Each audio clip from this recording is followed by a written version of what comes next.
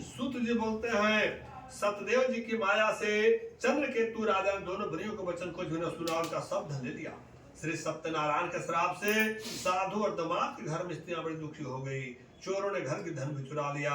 आधे व्याधि से प्रति भूखी प्यास लीलावती अन्न की चिंता से घर घर घूमने लगी।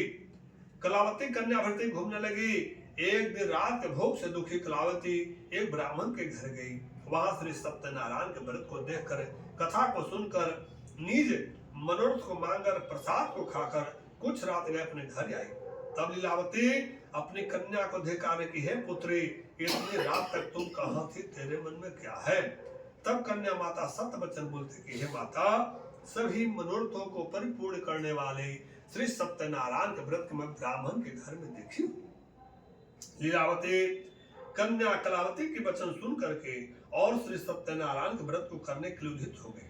पतिव्रता साधु की श्री कन्या सहित बंधु साथ श्री सत्यनारायण के व्रत को किए।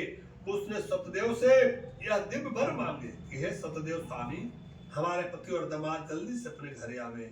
मेरे पति और दामाद के अपराध को क्षमा करने जो तो क्षमा कीजिए। इससे श्री सत्यनारायण स्वामी संतुष्ट हो गए।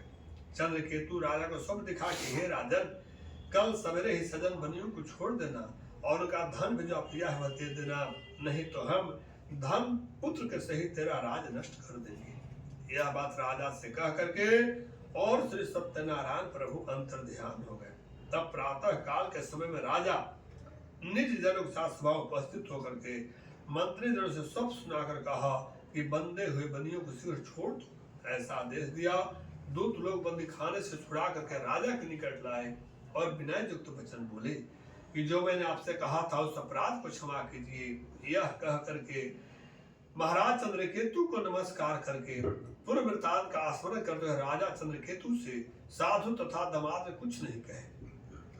मानिक पुत्र को देख करके राजा आदर से बोले, अभागवश आप लोग को बहुत बड़ा दुख मिला, अब आप लोग भय मत कीजिए। इस प्रकार राजा ने कह करके उन दोनों को हाथ करके हथकड़ी बेट कटवाया, छर कर्म आदि करवाया, फिर वस्त्र आभूषण आदि देकर के बनिया को अत्यंत संतुष्ट किया।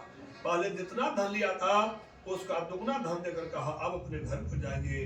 दोनों बनियों ने राजा को नमस्कार कर कहते हैं कि आप ही की कृपा से घर जाते हैं। प्रेम से बोलिए पंचमो अध्याय।